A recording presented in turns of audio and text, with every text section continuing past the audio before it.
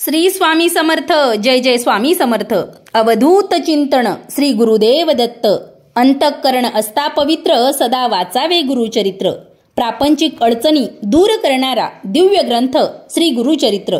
आपण 26 डिसेंबर 2023 रोजी दत्त जयंतीचा उत्सव साजरा करणार आहोत आणि म्हणूनच या सप्ताहामध्ये म्हणजेच 20 डिसेंबर 2023 ते 26 डिसेंबर 2023 या दरम्यान श्री गुरुचरित्राचं पारायण करावं. आपणा सर्वांनी हे पारायण अवश्य करावं असा मी सर्वांना आग्रह करते. आपल्या प्रापंचिक अडचणींचं, समस्यांचं निवारण करण्यासाठी, तसंच सर्वात महत्त्वाचं म्हणजे गुरु दत्तात्रेयांची, स्वामी महाराजांची कृपादृष्टी प्राप्त करण्यासाठी प्रत्येकानं गुरुचरित्राचं पारायण अवश्य करावं. आपल्यापैकी बऱ्याच जणींनी हे पारायण केलं सुद्धा असेल, परंतु काही सेवेकरी ज्यांना पारायण करायचं आहे पण मनात शंका आहेत त्यांच्यासाठी म्हणून, तसंच सर्वांसाठी गुरुचरित्राचं पारायण कसं करावं, हे पारायण करताना कोणते नियम पाळावेत, पारायणाची पूजा मांडणी कशी करावी, पूजा कशी करावी, वाचन कसं करावं, या संबंधीची सर्व माहिती आपण या व्हिडिओत पाहणार आहोत. आपण चॅनलवर नवीन असाल तर चॅनल सबस्क्राईब करा आणि बेल आयकॉन सुद्धा दाबा. व्हिडिओच्या कमेंट बॉक्समध्ये श्री स्वामी समर्थ अवश्य लिहावं. गुरुचरित्राचं पारायण ज्या घरांमध्ये सुरू असतं त्या ठिकाणी हे पारायण ऐकण्यासाठी स्वतः दत्त महाराज येतात. दत्त महाराजांची या दिवसात आपल्याला अनुभूती आल्याशिवाय राहणार नाही. गुरुचरित्र ग्रंथाच्या पठणामुळे नुसत्या मनोकामनाच पूर्ण होत नाहीत, तर दत्त दर्शनाचा साक्षात्कार देखील होतो. गुरुचरित्राचं पारायण करताना खूप नियम पाळावे लागतात अशी शंका, भीती मनात न ठेवता श्रद्धेनं या दिव्य चरित्राचं पारायण करावं. आपल्यापैकी ज्यांच्या ज्यांच्या मनात असं आलं आहे की गुरुचरित्राचं पारायण करावं, तर स्वतः दत्त महाराजांची इच्छा आहे की तुम्ही ते पारायण करावं. म्हणून मनात कुठलीही शंका किंवा भीती न ठेवता 20 डिसेंबर ते 26 डिसेंबर 2023 या दरम्यान ही सेवा श्री गुरुचरित्राचं पारायण आपण अवश्य करावं. काही साधे सोपे नियम आपल्याला पाळायचे आहेत. हे नियम कोणते ते जाणून घेऊया. गुरुचरित्राचं पारायण स्त्री किंवा पुरुष कोणीही करू शकतो. पारायण सुरू करण्यापूर्वी संकल्प आपण अवश्य सोडायचा आहे. संकल्प करूनच पारायण करावं, म्हणजे आपली सेवा फळाला जाईल. रोज वाचन करताना शरीरानं आणि मनानं शुचिर्भूत राहावं. सकाळी आंघोळ केल्यानंतर नवीन किंवा स्वच्छ कपडे परिधान करूनच पारायणाला बसावं. पारायण करताना आपल्या कपाळी, दोन्ही बाहूंना, हृदयाला, कंठाला, गुडघे या ठिकाणी भस्म लावावं. भस्म लावूनच आपलं रोजचं वाचन सुरू करावं. भस्म लावल्याने आपल्या शरीराची शुद्धी होते. तसंच रोज वाचन करताना श्री स्वामी समर्थ किंवा दत्त महाराजांचा ओम द्राम चिरंजीवे नमः या मंत्राचं मनोभावे पठन करावं. पारायणाच्या ठिकाणी 2 आसनं ठेवावीत. एक आपल्याला बसण्यासाठी, दुसरं दत्त महाराजांसाठी. पारायण सुरू असताना दत्तगुरु स्वतः येतात आणि आपलं पारायण श्रवण करतात असे अनेक भक्तांना, अनेक वाचकांना आलेले अनुभव आहेत. वाचन कसं करायचं, तर अगदी हळू पण नाही, अगदी मोठ्याने सुद्धा नाही. कारण वाचनाने जे उच्चार आपण करतो, जे उच्चार होतात त्याच्यामुळे आपल्या घरामध्ये स्पंदने निर्माण होतात. त्यांच्यामुळे आपल्या घरातील वातावरणाची शुद्धता होते. वाचन सुरू असताना मध्येच सारखं सारखं उठायचं नाही. जर आपल्याला वाचताना तहान लागत असेल तर आपल्याजवळ पाण्याचा तांब्या हा भरून ठेवायचा. वाचन करताना एका बैठकीत वाचन करावं. काही अपरिहार्य कारणासाठी उठावं लागलं हरकत नाही. हातपाय स्वच्छ धुवून, गोमूत्र शिंपळून पुन्हा वाचण्यास बसावं. पारायणाच्या 1 दिवस अगोदर 4 कुत्रे आणि एका गाईला गव्हाच्या पोळीचा नैवेद्य खाऊ घालायचा. आपलं देवघर, देवघरासमोरील जागा स्वच्छ करायची. संपूर्ण घरात गोमूत्र शिंपळून घ्यायचं. वाचन कधी करावं, दिवसभरात आपण कधीही वाचन करू शकता. पहाटे किंवा सकाळी एकाग्रता ही साधली जाते, म्हणून वाचन शक्यतो पहाटे किंवा सकाळी हे सुरू करावं. नाही शक्य हरकत नाही, तुम्ही दुपारी किंवा संध्याकाळी वाचन करू शकतात. दुपारी 12 ते 12:30 ही वेळ मात्र दत्तगुरूंच्या भिक्षेची असल्या कारणाने ही वेळ सोडून दिवसभरात आपण कधीही वाचन करू शकतात. शरीरानं, मनानं ब्रह्मचर्य पाळावं. खाण्यासंबंधी सांगायचं झालं तर परान्न टाळायचं आहे. हॉटेलचं किंवा बाहेरचं जेवण आपल्याला टाळायचं आहे. कांदा, लसूण, मांसाहार पूर्णपणे वर्ज्य करायचा आहे. मग खायचं काय तर दूध पोळी खाऊ शकतात, भाजी पोळी खाऊ शकतात, भात देखील खाऊ शकतात. भात खाल्ल्याने झोप येते, आळस येतो, म्हणून भात हा कमी प्रमाणात खावा. उपवास करण्याची आपल्याला गरज नाही. पारायण काळात कुठल्याही अंत्यविधीला किंवा वर्षश्राद्धाला जाऊ नये. सुतक पडलं किंवा विरदी झाली तर पारायण आहे त्या ठिकाणी थांबवायचं. दुसऱ्या कुणाकडून तरी ते वाचन करून घ्यायचं. पारायण हे अर्धवट सोडायचं नसतं. महिलांच्या बाबतीत मासिक धर्म आला, अडचण आली, ते 5 दिवस सोडून नंतर पारायण पूर्ण करावं. परंतु हे पारायण पूर्णच करावं, अर्ध्यावर पारायण सोडू नये. आता काही जण म्हणतील की दत्त जयंती होऊन गेल्यानंतर आम्हाला पारायणाला सुरुवात करायची आहे. आता मध्ये जर 5 दिवस अडचण आली तर दत्त जयंती होऊन गेल्यावर तुमचं पारायण संपलं तरी चालेल, परंतु पारायण हे पूर्ण करायचं. पारायण काळात दत्तगुरूंना सकाळ संध्याकाळ आपण जे बनवतो, आपल्या घरी जे जेवण करतो त्याचा नैवेद्य दाखवायचा आहे. सकाळ संध्याकाळ आरती करायची आहे. रोज संध्याकाळी किंवा वाचन झाल्यानंतर विष्णू सहस्रनाम किंवा क्षमापन स्तोत्र हे अवश्य वाचावं. असं केल्याने दिवसभरातील वाचनात काही चुका झाल्या असतील, उच्चार करताना काही त्रुटी राहिल्या असतील तर दत्तगुरूंची क्षमा मागायची. पारायण काळात दत्तगुरूंचा आपल्या घरी वास असतो, म्हणून घरात शांतता पाळायची. वादविवाद, भांडणं, कलह आपल्या घरात होऊ देऊ नका. महत्त्वाचं म्हणजे झोपताना गादीचा वापर करू नका. खाली जमिनीवर घोंगडी किंवा चटई घेऊन झोपा. पारायण काळात आपण अखंड दिवा तेवत ठेवतो, तो विझणार नाही याची काळजी घ्यायची आहे. पण अनावधानाने विझलाच तर दत्तगुरूंची क्षमा मागून तो पुन्हा प्रज्वलित करायचा. गुरुचरित्राची जी पोथी असते तिचं पावित्र्य पाळायचं आहे. पारायण काळात रोज पोथीची हळद कुंकू अक्षदा फुलं वाहून पूजा करायची आहे. नंतरच वाचन सुरू करायचं आहे. यातील महत्त्वाचे जेवढे नियम आहेत ते सर्व नियम पाळावेत. शुद्ध भाव ठेवावा, श्रद्धा ठेवावी. दत्तगुरूंचा साक्षात्कार, त्यांची दिव्य अनुभूती आपल्याला आल्याशिवाय राहणार नाहीत.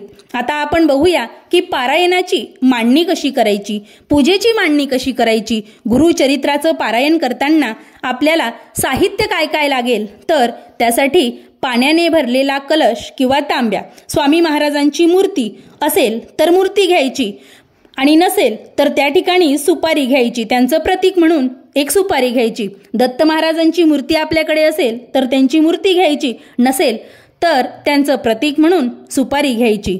पंचामृत, एक नारळ लागेल, फुलहार, विड्याची पानं, सुपारी, हळकुंड, बदाम, हळद कुंकू, जे नित्याचं आपलं सामान आहे ते साहित्य आपल्याला लागेल.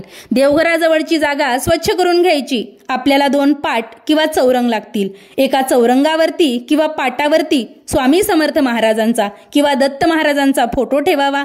त्याच्या समोरील जो पाट किंवा चौरंग असतो त्याच्यावरती गुरुचरित्राची पोथी ठेवायची.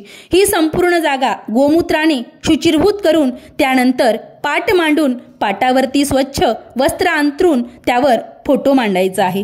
त्यानंतर प्रथम दिवा प्रज्वलित करायचा आहे. शुद्ध तुपाचा दिवा प्रज्वलित करून मगच पूजा मांडणीला सुरुवात करायची आहे. नंतर आपल्या पहिल्या 3 बोटांनी भस्म लावून घ्यायचं आहे.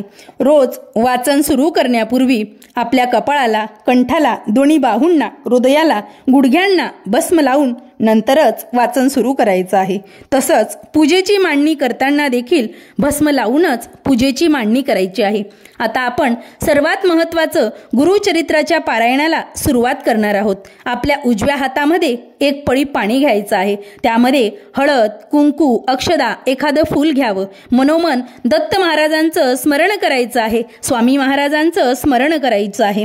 आपली एखादी मनोकामना असेल तर ती दत्त महाराजांना बोलून दाखवायची आहे. माझ्या आणि माझ्या कुटुंबाचा क्षेम, स्थैर्य, ऐश्वर्य प्राप्तीसाठी, लक्ष्मी प्राप्तीसाठी मी गुरुचरित्र पारायणाची ही सेवा करीत आहे. दत्त महाराज, आपण माझ्याकडून ही सेवा करून घ्यावी अशी विनंती दत्त महाराजांना करून हातातील पाणी ताम्हणात सोडून द्यायचं आहे. संकल्प सोडल्यानंतर आपण आता गणपती पूजन करणार आहोत. एका ताम्हणात थोड्याशा अक्षदा घेऊन गणपती बाप्पाची मूर्ती घ्यायची आहे. मूर्ती नसेल सुपारी घ्यावी. गणपती बाप्पांना पाण्याने, नंतर पंचामृताने, नंतर पुन्हा शुद्ध पाण्याने स्नान घालायचं आहे व श्री गणेश स्थापना ही चौरंगावरती करायची आहे. चौरंगावरती थोडेसे तांदूळ ठेवावेत, त्यावरती गणपती बाप्पांची मूर्ती ठेवावी. या मूर्तीला हळद, कुंकू, गंध, अक्षदा, फुलं वाहायची आहेत. ओम श्रीं महागणपते नमः गंध अक्षदा पुष्पम समर्पयामी असं म्हणून गणेश पूजन करायचं आहे. गणेश पूजनानंतर आपण कलश स्थापना करायची आहे. शुद्ध पाण्याने भरलेला तांब्या घ्यायचा आहे. त्यामध्ये हळद, कुंकू, अक्षदा, सुपारी, रुपयाचं नाणं, एक फूल टाकावं. त्यावरती विड्याची 5 पानं ठेवावीत. विड्याची पानं नसतील तर आंब्याची पानं ठेवावीत. गणपती बाप्पांच्या शेजारी थोडेसे तांदूळ ठेवून त्यावरती कलश स्थापना करावी. तांब्यावर कुंकवाच्या साह्याने 5 उभ्या रेषा ओढाव्यात. या कलशाची हळद, कुंकू, अक्षदा, फुलं वाहून पंचोपचारे पूजा करायची आहे. ओम श्री वरुणाय नमः गंध अक्षदा पुष्पम समर्पयामी. कलश पूजन म्हणजेच आपण वरुण देवाची पूजा करीत आहोत. कलश पूजन झाल्यानंतर दत्तगुरूंची मूर्ती घ्या. मूर्ती नसेल सुपारी घ्यावी. ताम्हणामध्ये श्री दत्तगुरूंची मूर्ती ही थोड्याशा अक्षदा ठेवून त्यावर महाअभिषेक आपल्याला करायचा आहे. प्रथम शुद्ध पाण्याने, नंतर पंचामृताने, पुन्हा शुद्ध पाण्याने दत्तगुरूंना स्नान घालायचं आहे. स्नान घातल्यानंतर चमच्यानं किंवा पडीच्या सहाय्यानं थोडं थोडं पाणी टाकून पुरुष सुक्तानं आपल्याला अभिषेक करायचा आहे. दत्तगुरूंना अभिषेक झाल्यानंतर मूर्ती स्वच्छ पुसून घ्यायची आहे आणि चौरंगावर थोड्याशा अक्षदा ठेवून त्या ठिकाणी दत्तगुरूंची मूर्ती स्थापन करायची आहे. त्यांना गंध, अक्षदा, फुलं वाहून नमस्कार करायचा आहे. तसेच दत्तगुरूंना आवडणारे भस्म त्यांच्या मूर्तीला देखील लावायचं आहे. मूर्तीच्या ठिकाणी तुम्ही गंध भस्म लावू शकतात. त्यांच्या छातीला, कपाळाला, दोन्ही बाहूंना लावायचं आहे. दत्तगुरूंची मूर्ती नसेल तर त्याचं प्रतीक म्हणून मी मगाशी सांगितलं त्याप्रमाणे तुम्ही सुपारी घेऊन त्या सुपारीची स्थापना करायची आहे. त्यानंतर स्वामींची मूर्ती घ्यायची आहे. स्वामींच्या मूर्तीला देखील ताम्हणात थोड्या अक्षदा घेऊन त्यावर ठेवायची आहे. शुद्ध पाण्याने, नंतर पंचामृताने, पुन्हा शुद्ध पाण्याने स्नान घालायचं आहे. मूर्तीला मग पुरुष सुक्ताने आपण अभिषेक करायचा आहे. अभिषेक झाल्यानंतर स्वामी महाराजांची मूर्ती स्वच्छ पुसून घ्यायची आहे. चौरंगावरती दत्तगुरूंच्या शेजारी थोडेसे तांदूळ घेऊन स्वामींची मूर्ती त्या ठिकाणी स्थानापन्न करायची आहे. त्यांना देखील गंध, अक्षदा, फुलं वाहून नमस्कार करायचा आहे.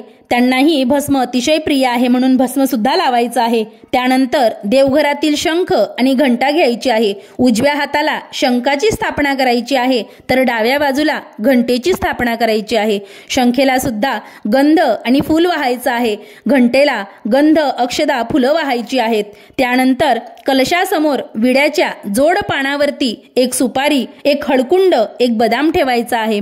अशी सर्व पूजा सुरू असताना मनातल्या मनात श्री स्वामी समर्थ किंवा गुरु दत्तात्रेयांचा मंत्र ओम द्राम चिरंजीवे नमः या मंत्राचं पठण मनातल्या मनात करायचं आहे. त्यानंतर आपण पूजेमध्ये जे फोटो मांडले आहेत, श्री स्वामी महाराजांचा फोटो असेल, गुरुदत्तांचा फोटो असेल, त्या फोटोची पंचोपचारे पूजा करायची आहे. गंध, अक्षदा, फुलं वाहायची आहेत. दत्तगुरूंना, स्वामींना भस्म अतिशय प्रिय आहे म्हणून त्यांना भस्म हे जरूर लावावं. फुलांचे हार घालावेत. तसंच आपल्याला बसण्यासाठी एक आसन घ्यायचं आहे व दत्त महाराजांना बसण्यासाठी एक आसन घ्यायचं आहे. आपलं वाचन सुरू असताना स्वतः दत्त महाराज पारायणाच्या वेळी फेरी मारतात, आपलं वाचन श्रवण करतात. अशा रीतीने पूजा मांडणी झाल्यावर या चौरंगाच्या समोरच एक पाट किंवा चौरंग ठेवावा. त्यावर स्वच्छ लाल किंवा पिवळे वस्त्र अंथरावे. त्यावर गुरुचरित्र ग्रंथाची पोथी ठेवावी. रोज पोथी वाचन करताना या आसनावरती, या पाटावरती ठेवूनच तिचं वाचन करायचं आहे. पोथी उचलून घ्यायची नाही. आहे त्या जागेवर ठेवूनच पोथीचं वाचन करायचं आहे. प्रथम त्या पाटावर स्वच्छ वस्त्र अंथरून थोड्याशा अक्षदा ठेवाव्यात. त्यावर श्री गुरुचरित्र ग्रंथाची पोथी ठेवावी व पोथीचीही पंचोपचारे पूजा करावी.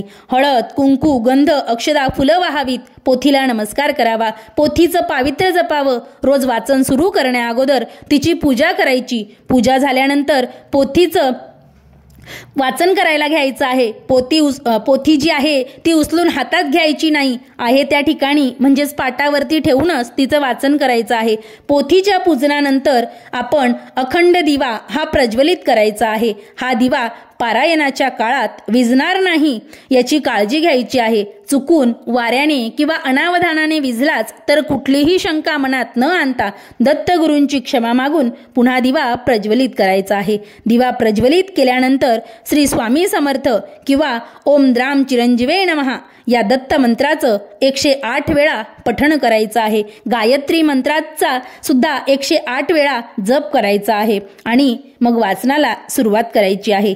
पहिल्या दिवशी 1 ते 9 अध्याय, दुसऱ्या दिवशी 10 ते 21 अध्याय, तिसऱ्या दिवशी 22 ते 29 अध्याय, चौथ्या दिवशी 30 ते 35 अध्याय, पाचव्या दिवशी 36 ते 38 अध्याय, सहाव्या दिवशी 39 ते 43 अध्याय, सातव्या दिवशी म्हणजेच दत्त जयंतीच्या दिवशी 44 ते 53 अध्याय असे अध्याय वाचन आपल्याला रोज करायचं आहे. रोज आपलं वाचन झाल्यानंतर सकाळ संध्याकाळ गुरुचरित्राच्या पोथीला दत्त महाराजांना आपण घरात जे जेवण बनवतो त्याचा नैवेद्य दाखवायचा आहे. सकाळी आणि संध्याकाळी आरती करायची आहे. संध्याकाळी विष्णू सहस्रनाम स्तोत्राचं पठण अवश्य करायचं आहे. आता आपण जाणून घेऊया की गुरुचरित्राच्या पारायणाचं उद्यापन कसं करायचं. दत्त जयंतीच्या दिवशी म्हणजेच सप्ताहाच्या शेवटच्या दिवशी 26 डिसेंबर रोजी आपलं वाचन पूर्ण करायचं आहे. 44 ते 53 अध्याय हे आपल्याला वाचायचे आहेत.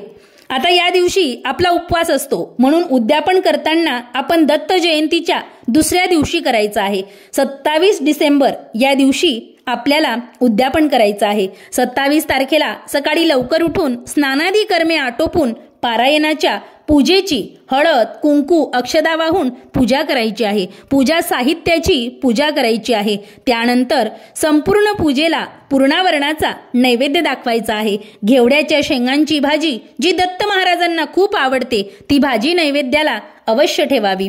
एकूण 5 नैवेद्य बनवायचे. पहिला नैवेद्य दत्त महाराजांसाठी, दुसरा स्वामी महाराजांसाठी, तिसरा नैवेद्य आपल्या कुलदेवतेसाठी, चौथा नैवेद्य गुरुचरित्राच्या पोथीसाठी आणि 5वा नैवेद्य हा गायीसाठी ठेवायचा आहे.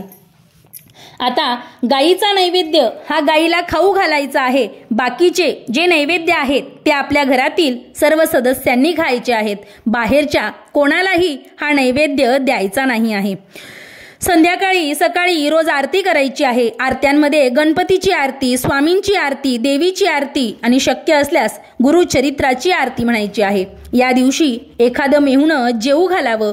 जोडपं किंवा सवाष्ण तरी जेवू घालावी. ओटी भरून त्या सवाष्णींचा मान सन्मान करावा. तिला पानाचा विडा द्यावा, दक्षिणा द्यावी. तसंच या दिवशी आपल्या दारावर एखादा याचक आला, भिकारी आला तर त्याला रिकामा जाऊ देऊ नका. त्याला जेवू घाला, दान दक्षिणा द्या. दत्त महाराज कोणत्या रूपात येऊन दर्शन देतील हे सांगता येत नाही. आपल्याला काहीतरी अनुभूती अवश्य येईल. कुठला तरी सुगंध त्या दिवशी घरामध्ये दरवळतो. उद्यापनाच्या दिवशी संपूर्ण पूजा साहित्य तसंच ठेवावं आणि दुसऱ्या दिवशी सकाळी संपूर्ण पूजेवर अक्षदा वाहून पूजा हलवायची आहे. कलशातील पाणी घरात आणि घराच्या बाहेर सर्वत्र शिंपडायचं आहे. उरलेलं पाणी एखाद्या झाडाला तुम्ही टाकू शकतात. तुळशीला टाकू नका. नारळ हा फोडून त्याचा प्रसाद करायचा आहे. सुपारी, हळकुंड, विड्याची पानं ही पाण्यात विसर्जित करायची आहेत. महाराजांचा फोटो जागच्या जागी ठेवून द्यायचा आहे.